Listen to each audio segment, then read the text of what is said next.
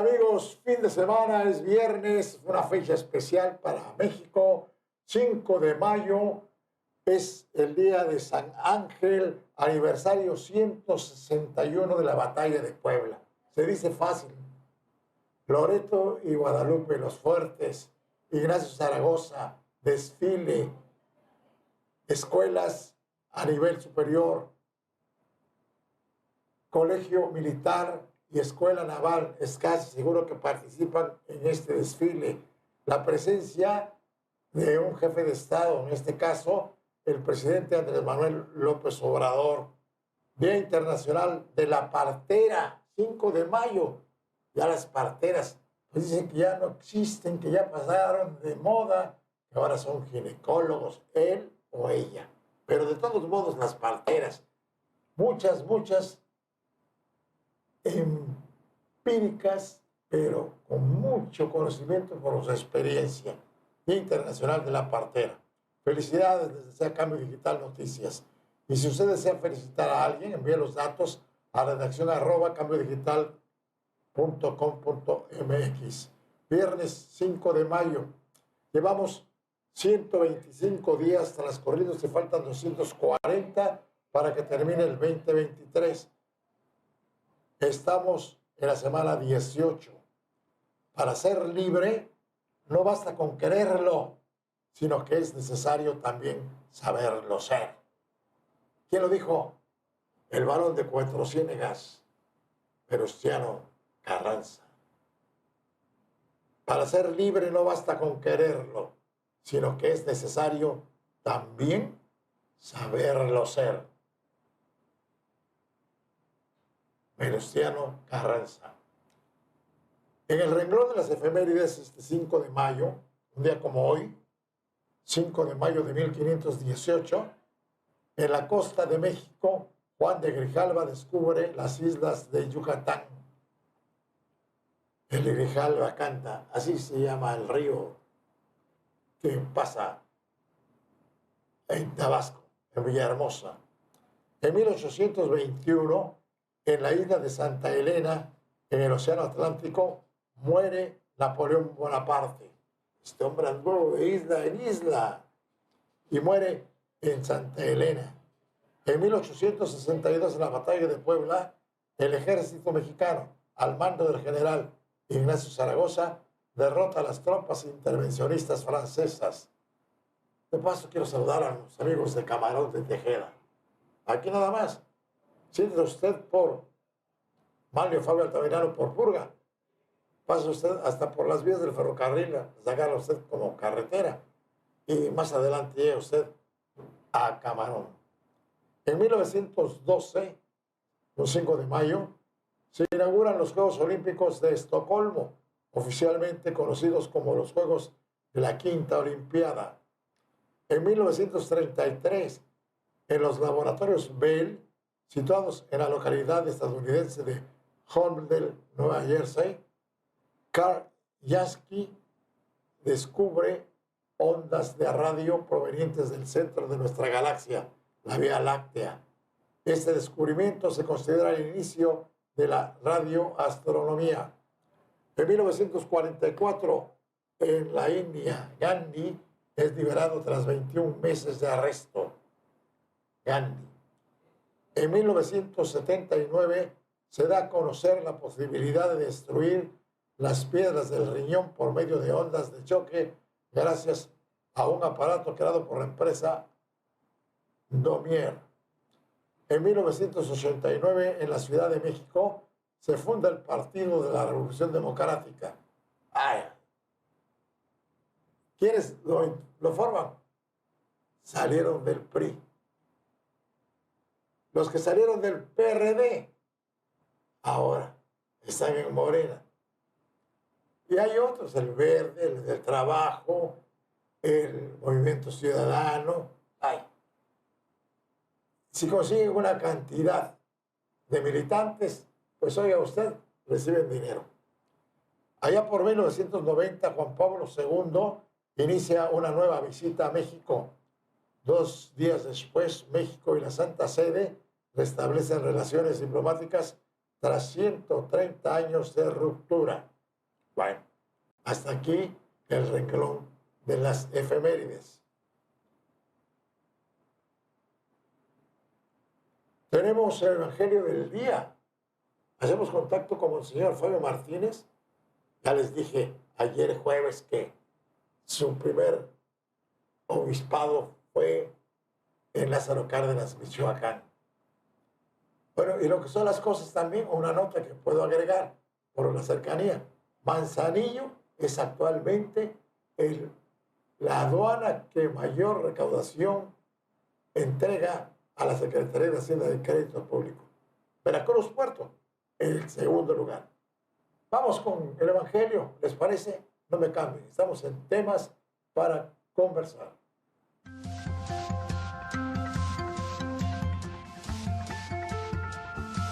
Viernes de la cuarta semana de Pascua. Jesús es nuestro buen pastor y nos conducirá hasta la vida eterna. Escuchemos el Evangelio de San Juan hoy viernes, en el capítulo 14, versículos del 1 al 6. En aquel tiempo Jesús dijo a sus discípulos: No pierdan la paz. Si creen en Dios, crean también en mí. En la casa de mi Padre hay muchas habitaciones. Si no fuera así, yo se lo habría dicho a ustedes, porque ahora voy a prepararles un lugar. Cuando me haya ido y les haya preparado un lugar, volveré y los llevaré conmigo, para que donde yo esté, estén también ustedes. Y ya saben el camino para llegar al lugar a donde voy. Entonces Tomás le dijo: Señor, no sabemos a dónde vas. ¿Cómo podemos saber el camino? Jesús les respondió: Yo soy el camino, la verdad y la vida. Nadie va al Padre si no es por mí. Palabra del Señor. Mis queridos hermanos, los creyentes sabemos que al final del camino nos espera con los brazos abiertos Dios. Ahora, esta certeza del encuentro final, ¿cómo alimenta nuestra esperanza y nuestra paz en el camino? Digámosle de corazón al Señor: Señor, tú eres el camino, la verdad y la vida. La muerte y la resurrección de Cristo es la proclamación del amor de Dios. Pablo predica con entusiasmo y pasión el acontecimiento del Cristo vivo, como testigo de su experiencia de encuentro con Jesús. Podríamos preguntarnos, yo como cristiano, como seguidor de Jesús, como discípulo del Señor, ¿con qué entusiasmo vivo yo mi experiencia de encuentro con Jesús vivo? ¿Con qué entusiasmo anuncio con mi testimonio de vida a un Jesús vivo? ¿Cuál es mi experiencia de Jesús? ¿Cuál es mi pasión por Cristo? Jesús, el buen pastor, nos invita siempre a la intimidad y a la plenitud de vida con Él, para que donde yo esté, estén también ustedes. No pierdan la paz. Sí, no perdamos la paz. Jesús es nuestro buen pastor. Jesús es hoy nuestro camino, verdad y vida. Solo por Él llegamos al Padre. Solo por Él llegamos a la perfección, a la fraternidad y a la plenitud de vida. Por esto, no perdamos la paz. Con Jesús, nuestro buen pastor, se vive y se sirve en la paz. Jesús es nuestro camino. ¿Por qué? Porque es solo con Él que nuestra vida tiene rumbo. Dejemos, mis hermanos, esas veredas que a veces tenemos y sigamos las huellas de Jesús, que es nuestro camino. Jesús es nuestra verdad, porque solo en Él encontramos el sentido pleno de nuestro ser y de nuestro actuar. Dejemos esas ideologías que corrompen nuestra vida y nos hacen perder el sabor. Jesús es nuestra vida, porque es solo en Él en quien tenemos vida en abundancia. Él nos da su vida, nos alimenta, nos fortalece y nos envía. Él hace que no solamente tengamos vida, tengamos sabor, tengamos jugo, tengamos sentido, sino que nos ayuda a que nosotros también seamos capaces de dar vida a nuestros hermanos. No perdamos la paz. Vivamos entonces el hoy de Jesús con nosotros, mientras caminamos hacia el lugar que Jesús nos está preparando en la casa del Padre. Caminemos entonces con alegría a la casa del Padre, amando a nuestros hermanos. Bendiciones.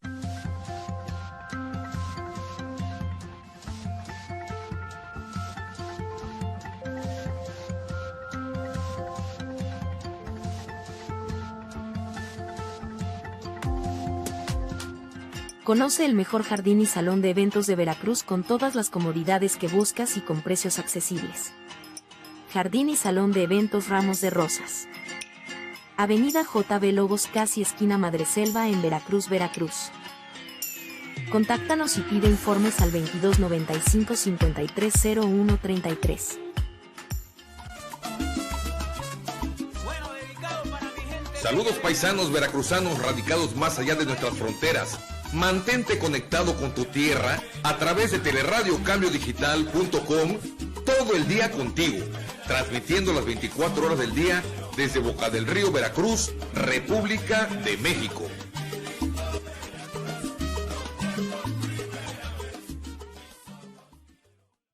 La Tlacotalpeña, restaurante de mariscos, te invita a disfrutar de su cocina veracruzana. Pescado frito, arroz a la tumbada, pulpo en su tinta, manos de cangrejo, ceviches y aguachiles. Además, disfruta de lo mejor del son veracruzano en vivo a partir de las 3 de la tarde. La Tlacotalpeña te espera desde las 7 de la mañana en Canal entre Allende y Guerrero con estacionamiento frente a la puerta. Estás escuchando teleradiocambiodigital.com. Todo el día contigo, transmitiendo desde Antón de Alaminos 236 en el fraccionamiento Virginia en Boca del Río, Veracruz, República de México. Teleradiocambiodigital.com, transmitiendo las 24 horas del día.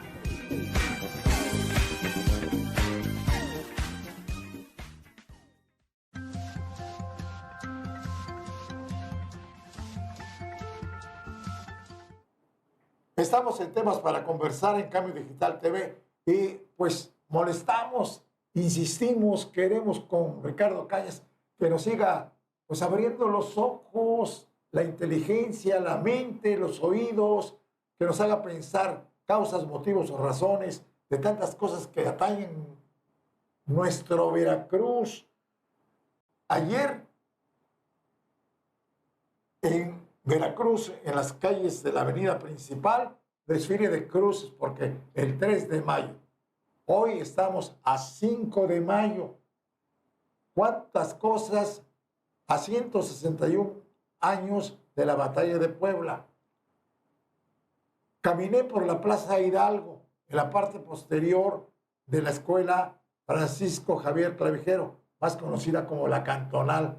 Pero Ricardo Cañas me dice que la Plaza Hidalgo está cubierta de flores. ¿Por qué, Ricardo? Gusto saludarte. Buen día para ti.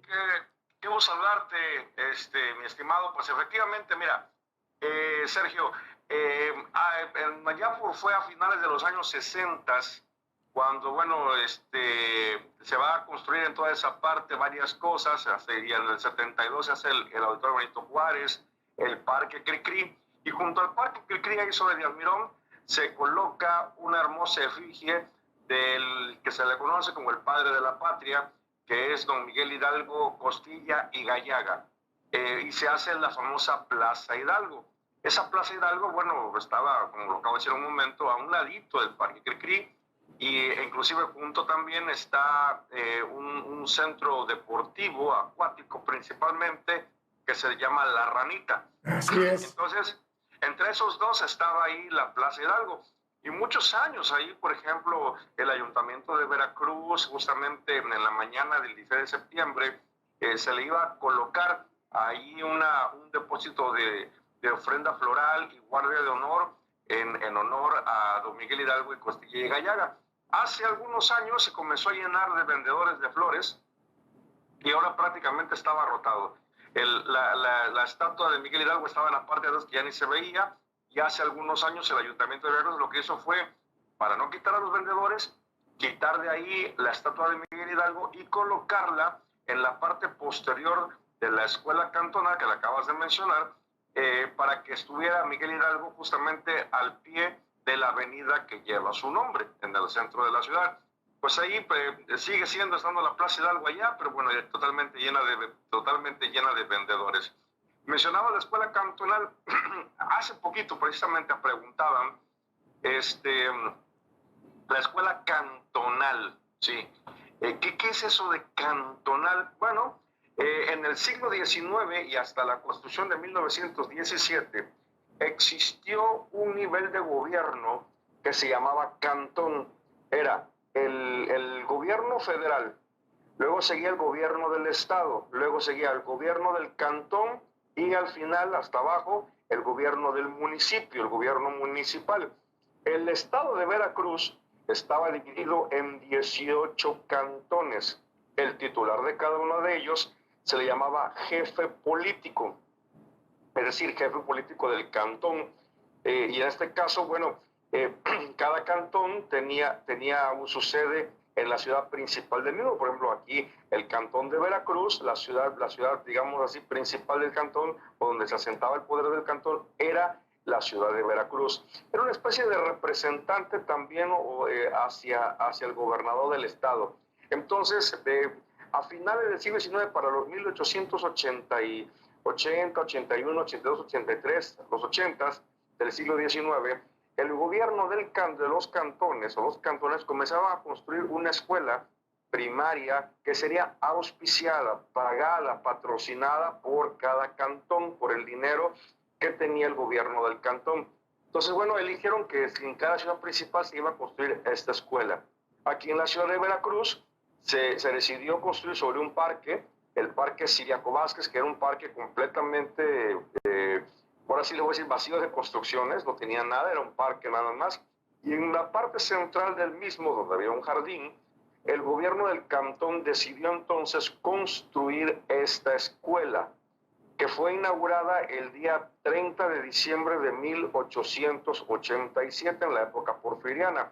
Un edificio muy hermoso, verdaderamente muy hermoso, de estilo totalmente porfiriano. No es exactamente el edificio que hoy vemos, porque en el decenio, a finales de los 40 y principios de los 50, ya al final de la administración del licenciado Miguel Alemán Valdés, la escuela fue remodelada por completo y se le dio el aspecto que tiene ahorita, ¿sí? Con esas columnas gigantes en la parte exterior, y más se parece a la Casa Blanca, tiene un aspecto más así como romano, muy bonita por cierto, pero era un poquito más chica, pero eso sí siempre fue una gran escuela. Entonces es así como, lamentablemente con la Constitución de 1917, el gobierno del cantón desaparecen los cantones, y bueno, la escuela pasa a manos de otro nivel de gobierno, pero se le siguió llamando cantonal. El gobierno del cantón en aquella época, 1887, decidió ponerle a esta escuela el nombre de un gran hijo prodigio de esta ciudad, el jesuita Francisco Javier Clavijero y Echegaray. Por ese motivo lleva su nombre.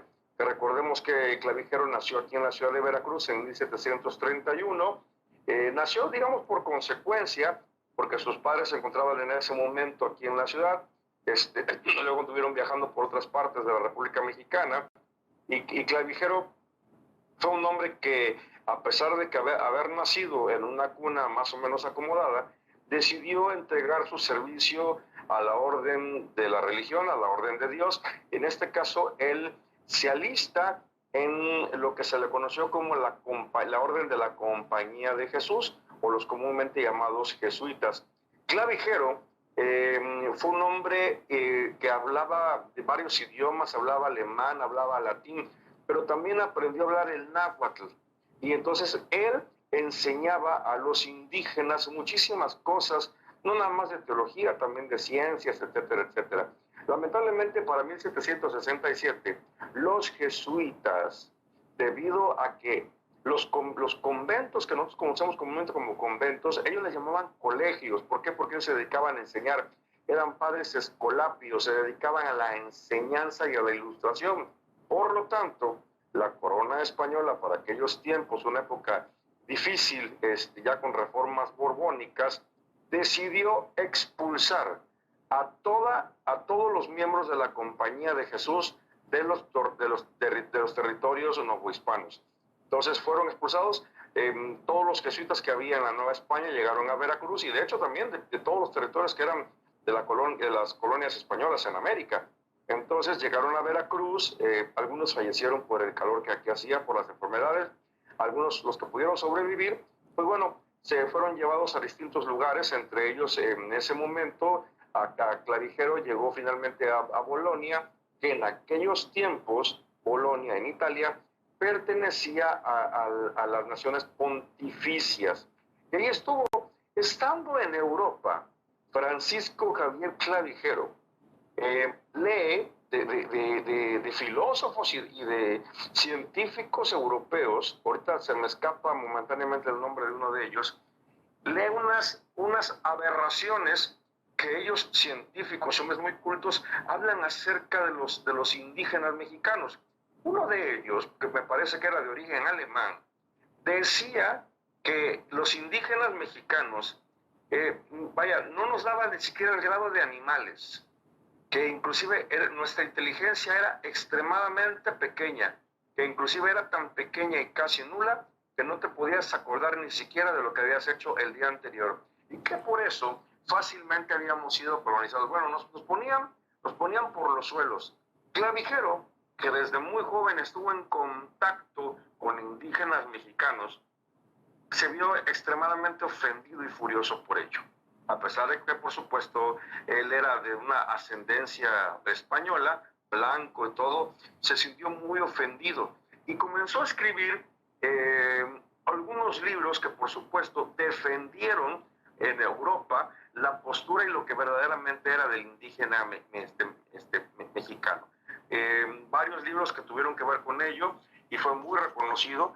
Y bueno, pues muchos años después de su muerte, Clavijero regresó al continente americano, regresó a México y está sepultado en la Rotonda de las Personas Ilustres. Por ese motivo, por haber escrito esos libros que defendieron prácticamente la cuestión indígena mexicana, fue padre de la defensa indigenista Clavijero, el Cantón de Veracruz decidió ponerle a esta escuela Francisco Javier Clavijero. Y bueno, pues en algún momento debió haber atravesado la construcción por el 3 de mayo, y hablando de construcción de los albañiles, ayer 3 de mayo fue el Día de la Cruz, el Día de la Santa Cruz, el Día de la Verdadera Cruz, en fin, se le denomina de varias formas. También es un día en que celebramos a los albañiles en todo México, el famoso Día del Albañil, y precisamente allá por los años 40, por los años 50 y los años 60, en los 3 de mayo, aquí por lo menos en la ciudad de Veracruz y también en la Ciudad de México, se hacían bailes, sobre todo en los patios de vecindad, donde vivían albañiles y personas que trabajaban más o menos en el medio, chalanes, ayudantes y todo lo demás. En los patios de vecindad se armaban unas rumbatas muy buenas, se llevaba marimba, pequeños grupos musicales, y si el patio era muy grande y se cooperaban, inclusive hasta una danzonera podían llevar. En las construcciones se colocaba en la parte superior de la misma, inclusive se sigue colocando, una cruz perfectamente bien adornada. Pues la cruz podía ser de madera, podía ser metálica, de lo que fuera, y va adornada con papel de colores, con flores y muchas cosas más. Se coloca ahí. Y bueno, pues eso es lo que se ha hecho. Claro, se hace una misa también especial en todas las iglesias católicas, porque es una tradición de la Iglesia Católica, en la cual se recuerda o se venera lo que es la cruz. ¿Por qué el 3 de mayo? Bueno, se dice que el 3 de mayo del año de 1326 de nuestra era, creo que ya una vez lo platicamos aquí también en Cambio Digital, lo platicamos acerca del descubrimiento de la cruz. Cuando Jesús fue crucificado y fue muerto por los romanos, por supuesto entonces que casi desaparece el recuerdo de Jesús. Como todos sabemos, lamentablemente a los apóstoles fueron perseguidos, fueron asesinados y bueno, pasaron muchas cosas y el cristianismo estaba perseguido y estaba prohibido por los romanos. Y así llegó hasta el año 323, donde el cristianismo estaba prácticamente oculto. Había muy poca gente que lo seguía profesando y por supuesto era a escondidas porque en el Imperio Romano no se podía hacer, estaba total y completamente prohibido. Se debía de adorar a los dioses romanos y participar en las bacanales que ellos hacían. De ahí que bueno, surgieran muchos santos mártires que fueron descubiertos por los romanos, entre ellos San Sebastián mártir, santo patrono de Veracruz. Y bueno, recordando esto, el emperador romano Constantino el Grande, o Constantino el Primero, iba a enfrentarse a una batalla con Maxencio hacia el 300 y fracción de nuestra era, 320 más o menos. Antes precisamente de la batalla, nos dice la famosa leyenda del sueño de Constantino que de repente se abrió el cielo y algunos autores marcan que vio a Dios, otros que fue un ángel, pero vio una cruz también y escuchó una voz que le decía: con la señal de la cruz vencerás. Constantino queda sorprendido por esta visión, este sueño que ha tenido. Y lo que hace Constantino es pedirle a su madre, la emperatriz Helena, hoy convertida al grado de santa por la religión católica, que vaya y le traiga la cruz que portó el cuerpo de Cristo. Helena va en un enorme viaje desde Roma hasta Jerusalén, donde llega. Estamos hablando del 326 ya de nuestra era, en la cual, 323, 26, en la cual pues ya pasaron 3 siglos de la muerte de Jesucristo. Ella llega a Jerusalén y empieza a preguntar: ¿a dónde está esa cruz que 300 años antes había portado el cuerpo de Jesús? Le dicen que nadie sabe, que no sabe dónde está. Ella presiona y hasta que por fin alguien le cuenta que esa cruz está enterrada en el cerro del Gólgota, en el cerro de la Calavera. Ellos suben y van a encontrar en ese mismo sitio, en el cerro del Gólgota, que el emperador Adriano había construido algunos años antes un templo enorme para adorar a la diosa Venus. Por lo tanto, destruyen el templo y comienzan a excavar. Y entre el escombro del templo que había hecho el emperador Adriano, van a excavar y van a encontrar muchos restos de cruces. El problema de todos ellos era saber cuál de esos restos es el que había portado el cuerpo de Jesús. Entonces, bueno, eso va a ser un dilema muy grande. Para la lógica o para el pensamiento de la emperatriz Helena, la que hubiera portado, la que hubiera tenido el cuerpo de Jesús, el cuerpo de Dios, pues tendría que ser un objeto milagroso, un objeto distinto. Entonces ella manda a traer un cadáver, una persona que acababa de fallecer y algunos enfermos, y comienzan a hacer el experimento de que cada pedazo, trozo de madera que se encontraran, pues lo pasaban encima de los enfermos o del muerto, hasta que uno de ellos, uno de esos restos de una cruz, según nos dice esta historia, leyenda histórico-religiosa, que el cadáver resucita, vuelve a la vida y los enfermos sanan. Se comprobaba entonces que esa que habían encontrado en ese momento era lo que conocemos como dicho en latín, la vera croce, la vera cruz, la verdadera cruz. Y bueno, eso se dice que eso aconteció el día 3 de mayo del año 323, otros marcan 323 de nuestra era. Y de ahí entonces que se comienza a adorar la Vera Cruz. En México, bueno, esa cruz fue llevada a Roma, se partió en varios pedazos y se llevó a muchas iglesias en Europa. Se nació un fervor ahora porque se había descubierto la cruz que había portado el cuerpo de Cristo.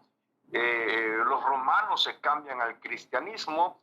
El emperador lo que hace es en grandes banderas dibujar la cruz y la llevaba siempre adelante Constantino el Grande, y siempre venció. Curiosamente, siempre venció porque le dijo, aquella visión le había dicho: con la señal de la cruz vencerás. Y bueno, pues entonces así nació la adoración de la cruz. Uno de esos pedacitos de esa cruz se encuentra en México, en la Catedral Metropolitana de la Ciudad de México, precisamente donde están los órganos. Allí se encuentra un pedacito de esa Veracruz, de esa verdadera cruz. En diciembre que estuve por allá, tuve el gusto y el placer de ir a verla. Ya la había yo visto desde hace muchos años, pero ¿Te dieron permiso de entrar a la catedral? Así es, me dieron permiso. Afortunadamente no me quemé, no me incendié al entrar a la catedral, y ahí lo pudimos ver. Y bueno, pues efectivamente lo mencionaste, desde hace unos años para acá, entre el Ayuntamiento de Veracruz, por el ramo de cultura y con los artistas plásticos de la ciudad, que son muchos, hemos estado haciendo ya desde hace algunos años un festejo tradicional al Día de la Cruz, con un tinte no tanto religioso, pero sí cultural. Hubo Los artistas- hubo desfile y la presencia Exactamente. de varias formas de cruces.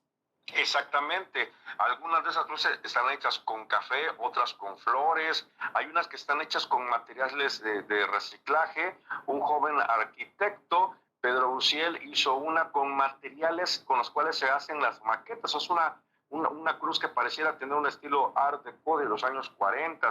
En fin, hay una serie de cruces. ¿En dónde con están? ¿A telas. dónde paran esas cruces? Están aquí, van a estar en exhibición todavía 2 semanas más aquí en el Museo de la Ciudad de Caramba. Veracruz para que la gente venga a verlas. Tienen su Zaragoza cédula. y Esteban Morales. Así es. Y bueno, uno de los promotores principales de ello es el maestro Milburgo Treviño, un gran artista plástico, Mis gran respetos manejador para el precisamente. maestro. Así es, que maneja sobre todo la cartonería y muchos materiales más. Y la maestra Indira Domínguez, una mujer muy inquieta, muy metida en el ámbito cultural, la cual es la directora de un recinto cultural en Veracruz, que es la Casa de las Artes Múcara. Entonces, aquí estamos en el Museo de la Ciudad con la exhibición de las cruces, y bueno, ya más o menos a grandes rasgos hablamos del por qué se celebra el 3 de mayo a la cruz, un evento en el cual se dice que ese día fue descubierta la cruz que había portado el cuerpo de Jesús. Localizada allá en el Gólgota. Así es. Por lo así es, menos localizada. la historia que nos ha llegado, ahí están los datos. La verdad, simple y sencillamente, es lo que tú crees, es lo que tú sientes, es lo que tú respondes y es lo que te enseñaron en familia, en casa, y mis respetos, mi querido Ricardo. Una situación, no quiero que te vayas por una razón. ¿Qué es lo que está al frente de la escuela cantonal? Oye, ¿qué monumentos, qué estatuas, qué figuras están? Bueno, fíjate que existen, hay 2 bustos y 2 esculturas y diversas placas. Ya hablamos que, bueno, en la parte posterior se encuentra la efigie de Miguel Hidalgo. Por el lado que mira hacia la calle del Lerdo, se encuentra el busto de Ciriaco Vázquez, del cual, bueno, es el nombre del parque, y se llama así porque precisamente el que hace el parque fue don Domingo Buró Vázquez, que era sobrino de don Ciriaco Vázquez, un héroe nacional aquí en México, que murió en la famosa batalla de Cerro Gordo, peleando contra la invasión norteamericana de 1847. Por el lado tenemos ahí el busto y la efigie de don Francisco Ignacio Madero, el famoso héroe, el apóstol de la democracia en México. Ahí se encuentra este bonito busto que fue colocado en los años 20 del siglo XX, y exactamente hacia el lado de Madero, mero enfrente de la puerta, hay una escultura hermosísima, una estatua muy, muy bonita del general Nicolás Bravo.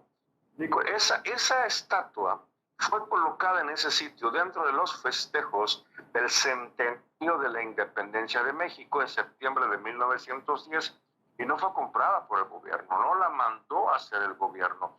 La colonia española radicada en Veracruz la donó a la ciudad con todo y ese hermosísimo pedestal Carrara Italia por una razón de un recuerdo verdaderamente loable. Saludos a Medellín de Bravo, Veracruz. Sí, Medellín de Bravo, antiguamente San Miguel de Medellín. En ese sitio, en San Miguel de Medellín, hoy Medellín de Bravo, no recuerdo en este momento, mi infiel memoria me traiciona, no recuerdo la fecha exacta, pero allí Nicolás Bravo había capturado, tenía de prisioneros y rehenes que iba a pasar a las armas a 300 españoles, me parece que soldados todos ellos, y le había sido informado a don Nicolás Bravo que a su padre, lo habían asesinado. Bravo, había sido asesinado a garrote vil. Allí, en ese sitio donde pasa el río Jamapa, donde hoy es un lugar encantador, lleno de árboles y que tiene uno de los primeros lugares turísticos también cerca de Veracruz, allí Nicolás Bravo lloró la muerte de su padre, pero con esa enorme pena demostró ser magnánimo y... Venga esa frase. Perdonó la vida de esos 300 españoles que la gran mayoría se le unieron a Nicolás Bravo. Fíjate nada más. Aún con el dolor de la muerte de su padre a manos de los españoles, les perdonó la vida a esos 300 soldados realistas, los cuales, repito, la gran mayoría se le unieron a Nicolás Bravo. Pero dime la frase que dijo don Nicolás. Ahorita fíjate que se me escapa de la memoria la frase. Aquí va la frase.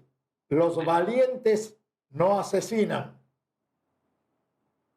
Ok, esa frase también está atribuida a un episodio en la cual iban a matar o intento hacia Benito Juárez, ¿lo recordarás? Ah, también sí.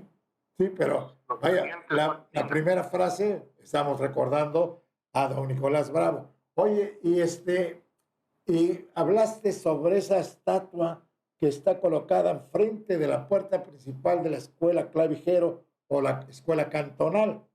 Sí. Te quiero recordar, o vamos a recordar también, Camarón de Tejeda. ¿Por qué?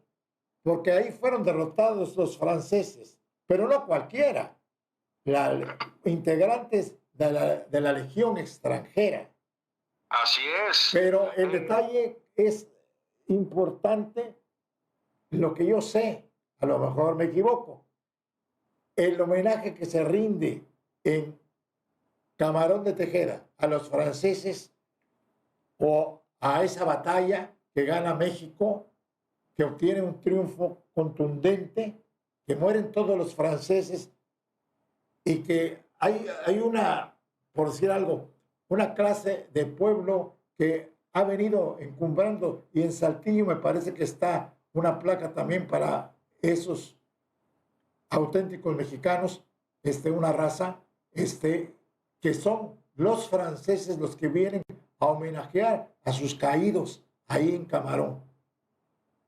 Efectivamente, ahí hoy conocemos como Camarón de Tejeda, fue la famosa batalla del 30 de abril de 1863, pues precisamente un año antes de que se instalara Maximiliano en México, y un año ya tenía más o menos la invasión francesa.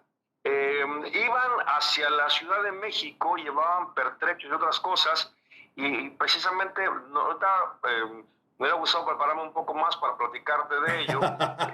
Iban los franceses rumbo hacia el altiplano, pasaron por ese sitio cuando entonces, pues me parece que había un ejército, no lo recuerdo ahorita muy bien, se enfrentaron ante los franceses y finalmente los vencieron, fueron vencidos en ese sitio. Y hay que recordar algo, también hay ahí, en ese sitio está el memorial donde se recuerda, y también hay una tumba que inclusive los mismos franceses, una tumba de un mexicano, que los mismos franceses van a colocarle ahí una ofrenda floral y le hacen guardia de honor. Era un médico mexicano que se encontraba, que no le importó si era mexicano o si era extranjero y invasor, él atendió a todos por igual, a varios le salvó la vida. Ese médico, como verdaderamente deben de ser los médicos, es cuidar o tratar de salvaguardar la vida de un ser humano, no importa quién sea. Entonces, cuando yo llegué a ir en 3 ocasiones que he ido, lo recuerdo muy bien, después de la ceremonia que se hace ahí por parte de los franceses cada día 30 de abril, donde recuerdan esa batalla, se le va a depositar una ofrenda floral y guardia de honor a ese médico. Recuerdo que, bueno, uno de los por parte de México que pelea ahí es don Francisco de Paula Milán, muy recordado en este sitio. Me parece que eran los muchachos del capitán Danjou, inclusive que tenía una mano de madera. Él le faltaba una mano, tenía una mano de madera. En este sitio, bueno, fue donde será esa batalla muy recordada. Yo ignoro si en este momento lo sigan haciendo, pero antes una delegación francesa de militares cada año asistía a este sitio para hacer ahí pues la famosa guardia de honor que siempre se hacía en este sitio. Quise traerlo 5 días después. Vaya, porque este recuerdo es un 30 de abril, allá por 1863. Sí. Bueno, y ahora ahí está. Y una estatua de don Nicolás Bravo que su erogación, su costo, no es de ningún gobierno, de nadie. Fueron los españoles los que hicieron posible ese reconocimiento. Así Ya, es. antes de ir, bueno, nos podemos pasar programas completos, Ricardo, platicando. Me gusta muchísimo, hice un apunte del registro civil. Yo recuerdo Sí. a Mario Vargas Saldaña, recuerdo la remodelación del faro Benito Juárez, ese faro Sí. de 1872, y Ajá. 100 años después, siendo alcalde Mario Vargas Saldaña, se hace ese edificio del registro civil, pero hay una fuente que tiene 5 chorritos de agua y en su pedestal una figura de una madre. En la pierna izquierda está un niño que ella acaricia y en su brazo derecho está cargando a otro infante. Pero esa estatua es valiosísima, según yo. No sé usted qué opina, don Ricardo, por favor. Tienes toda la razón del mundo, mi querido Sergio Morales Ortiz. Esa estatua es valiosísima. Es más, te voy a decir, no es la mamá de los niños, ¿eh? Esa estatua se llama La Caridad. Al parecer, fue esculpida en Alemania en 1860 y se trajo a Veracruz y se colocó en el frontispicio de lo que era en aquel tiempo el Hospicio Manuel Gutiérrez Zamora, hoy Museo de la Ciudad. Te lo Esa traje a colación porque estás en este momento como responsable de todo lo que ahí ha sucedido, ha pasado y seguirá pasando porque es la historia nuestra, de nuestro Veracruz. No, y esa estatua tiene una historia sensacional. Mira, te voy a comentar lo siguiente. Esa escultura, muchas personas efectivamente la ven y piensan que es la mamá de los niños. No, ella les está dando caridad, son niños solos, son niños huérfanos. Ella, a uno efectivamente del lado derecho lo está cargando, que es un bebé, y el otro, hacia el lado izquierdo de ella, el niño está en el suelo volteando a verla y ella lo voltea a ver y le está dando cariño. Esta mujer está cuidando, protegiendo a esos niños que no son suyos, por eso se llama Caridad. De hecho, su nombre se encuentra esculpido en la parte de abajo. Fue traído aquí al museo, a lo que era el Hospicio Zamora, y aquí permaneció en este sitio hasta el año de 1967, cuando el gobierno del estado construyó en esa parte. Fíjate, déjame decirte que era Veracruz. Todavía lo que hoy es el fraccionamiento Costa Verde era parte del municipio de Veracruz. Entonces, el Hospicio Zamora, que se va para aquel lado en ese año, pero ahora con el nombre de Casa Hogar Manuel Gutiérrez Zamora, se llevaron la escultura para ese punto. Y ahí estuvo la escultura. Y en el Palacio del Registro Civil, que se construyó en 1972, en la época del doctor Román Garzón, en el centenario de la muerte de Benito Juárez, inclusive vino el presidente de la República, en aquel tiempo el presidente de la República era Luis Echeverría Álvarez, a inaugurar este edificio para albergar al primer registro civil de la República Mexicana, creado en la época juarista durante las leyes de reforma, la guerra de la reforma aquí en la ciudad de Veracruz. Entonces, tú te has de acordar, mi querido Sergio, que antes del año 72, la oficina del registro civil se encontraba en el Palacio Municipal, en los bajos del Palacio Municipal, donde nace precisamente una parte de la historia de don Manuel Caldelas y su brazo derecho, un señorón, Gustavo Sousa Acevedo. Acevedo, así es. Eran los encargados del registro civil. Así es. Entonces, mira, la verdad era una oficina muy pequeña y todo amontonado. Y pues bueno, debía de tener, por supuesto, por el honor que aquí había nacido el registro civil, debía tener un edificio que albergara de una forma correcta, vaya, con dignidad al registro civil. Y se construyó, se hace ese edificio, se inaugura en 1972, precisamente en el centenario de la muerte de Juárez, y hasta vino el presidente.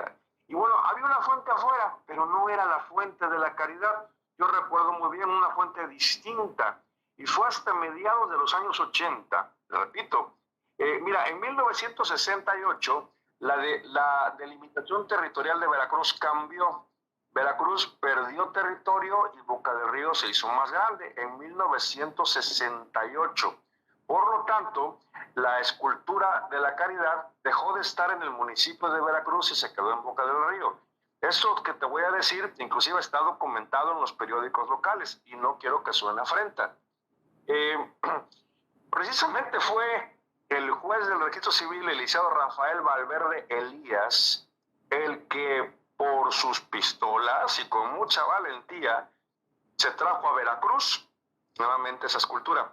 Había hecho las gestiones necesarias y no se había logrado que la escultura regresara al municipio donde fue, para donde había sido mandada a hacer. Entonces, Valverde Elías lo que hizo fue en un domingo, llegaron unas grúas y unos camiones, creo que fueron hasta pagados por su propio dinero, la quitaron de allí y se la trajeron a Veracruz.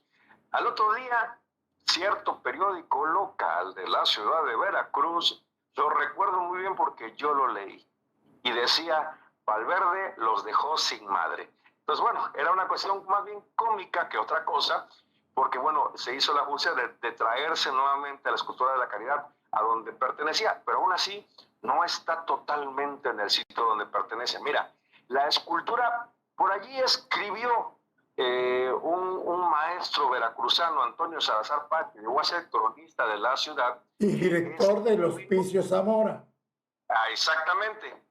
También dirigió el Hospicio Zamora. Él escribió una novela histórica que se llama Orfandad, mitad de novela y mitad historia real, en la cual decía que esta escultura de algún modo tenía una especie de espíritu o alma en ella y que decía que iba a cuidar a los niños de Veracruz. Entonces, esa escultura, fíjate que muchos niños la llegaron a soñar, eso es cierto.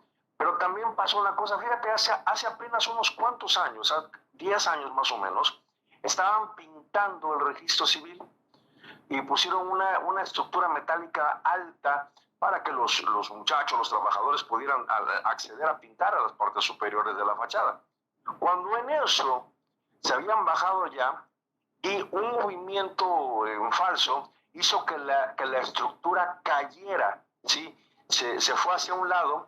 Y venía un niño caminando por ahí, y de no ser porque la estructura cayó al pie de la escultura, el niño se salvó, porque si no, esa estructura metálica lo hubiera matado, hubiera aplastado al niño ahí. O sea, lo salvó. Eso inclusive está en los periódicos. En otra ocasión, en un descuido de unos padres de familia, en la parte superior, también esto es un poquito más reciente, en la parte superior estaban unos papás haciendo un trámite y soltaron a un niño de 4 o 5 años. El niño se fue al balcón y se asomó por el balcón, que tiene pues cierta abertura, y al estar delgadito el niño se sale del balcón y se cae precisamente desde el primer piso, desde la planta alta del edificio al jardín que está abajo. Gracias a Dios, y no sé si a esta escultura, lo que tú quieras, porque fue enfrente de la escultura, al niño no le pasó nada. Y eso que se cayó de un primer piso. Entonces, puede entre la leyenda y la realidad, como ustedes quieran, como bien dices, creer lo que tú quieras, tiene algo de cierto. Y yo te voy a decir otra cosa más. Esa escultura allí corre peligro. Estamos hablando de la escultura más antigua de la ciudad de Veracruz. Tiene 163 años. La escultura pública, ¿sí? Porque a lo mejor en alguna casa hay alguna estatua más antigua, pero pública es esa. Y yo quiero ya no esté ahí, porque se está deteriorando, los vientos le están causando erosión, y yo quiero que regresen nuevamente al Museo de la Ciudad, a este edificio, porque para este edificio fue hecha, y colocarla en el interior de una de las salas, pues, por supuesto, previa restauración, para que pueda ser admirada por la gente y esa escultura regrese a su casa y ya no corra peligro a la intemperie. ¿Cómo la ves? Magnífica idea, propósito muy sano. Brillante tu aportación en temas para conversar de Cambio Digital TV. Ricardo, mi reconocimiento unánime, grandioso. Te mando un fuerte abrazo. Y desde Igualmente, luego, mi querido Sergio, gracias. la verdad sea dicha, pocos hombres, muy contados, y cuídate muchísimo. Dios te bendiga. Un fuerte abrazo. Igualmente, Sergio, muchas gracias. Hasta luego. Amigos de Temas para Conversar, vaya, es una cosa de lujo. Para mí, yo lo siento y estoy contento. No sé la producción, no sé la dirección de Cambio Digital, qué es lo que opine, pero sinceramente, vaya, este desprendimiento, la memoria, a veces falla, es infiel, pero cómo se trae y se va ligando una cosa con otra, y es mi Veracruz, el calor de Veracruz, la historia de Veracruz. ¿Será porque nací en Veracruz? No sé usted qué opine, si está aquí, que no es de Veracruz, pero que está aquí. Y eso es querer a Veracruz, como dijera el doctor Rodrigo Gutiérrez Castellanos. Querer a Veracruz. Vaya, muchas veces, si no lo quieres, no te corro, pero nos vas a ayudar muchísimo si no estás con nosotros. Pero si estás aquí, mira nada más, si estás viendo el programa, date cuenta qué hermosa bahía, allá al fondo, el castillo de San Juan de Ulúa, una construcción moderna que tiene más de 50 años ya, esa construcción que fue del Banco de México, que ha estado como un instituto de inglés, como una terraza allá en el penthouse con restaurante. Actualmente todavía hay oficinas de Petróleos Mexicanos, pero toda esa zona, la macroplaza, con la Secretaría de Marina Armada de México. Este es mi Veracruz, disfrútenlo, conózcanlo, pregunten, vayan al museo y pregunten por Ricardo Cañas. Montalvo, por favor. Se nos agotó el tiempo, ¿verdad? Agradecemos. Bueno, podemos decir entonces que tenemos notas muy importantes, por decir algo, con marchas, madres buscadoras conmemorarán su día este 10 de mayo para exigir que sus hijos sean buscados y se avance en la localización de sus desaparecidos. Colectivos de Veracruz organizan diversas marchas con motivo del Día de las Madres el próximo miércoles 10 de mayo.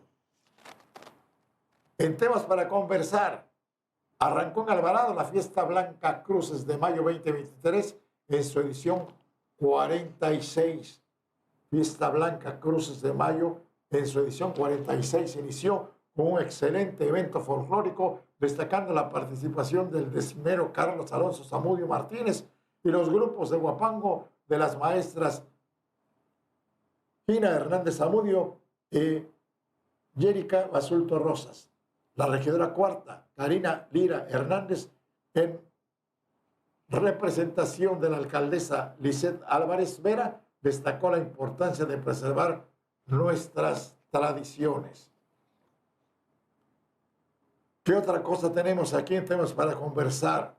Para usted, Migración realiza en el Aeropuerto Internacional de la Ciudad de México detenciones ilegales, permanencia ilegal de más de 12 horas en salas de segunda revisión, condiciones insalubres, infraestructura en malas condiciones, así como retención de teléfonos celulares e impedimento para comprar alimentos, son algunas de las irregularidades que el órgano interno de control en el Instituto Nacional de Migración halló en las instalaciones migratorias del Aeropuerto Internacional de la Ciudad de México. Así es que lo que podría constituir posibles violaciones a derechos humanos. Otra cosa más que se puede violar. En fin, pues a grandes rasgos, fue un fin de semana, para mi gusto, me voy contento. Que la pasen chévere, sábado y domingo. Y el lunes, si Dios lo permite y tenemos vida, nos saludamos. Cámaras y micrófonos de Cambio Digital, Temas para Conversar. Gracias, Jorge Velázquez. Vaya, la hora de la comida se nos fue. ¿Qué importa? Nos instruimos, por lo menos en lo personal. Mis neuronas siguen funcionando. Y usted es nuestro invitado especial también.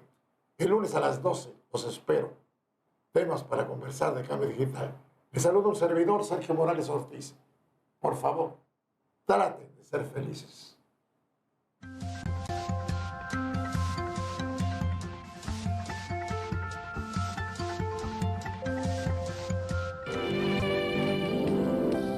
Caminante, no hay camino sino estelas en la mar. Todo pasa y todo queda, pero lo nuestro es pasar, pasar haciendo caminos, caminos sobre la mar. Caminante, son tus huellas el camino y nada más. Caminante, no hay camino, se hace camino al andar. Al andar se hace camino y al volver la vista atrás se ve la senda que nunca se ha de volver a pisar.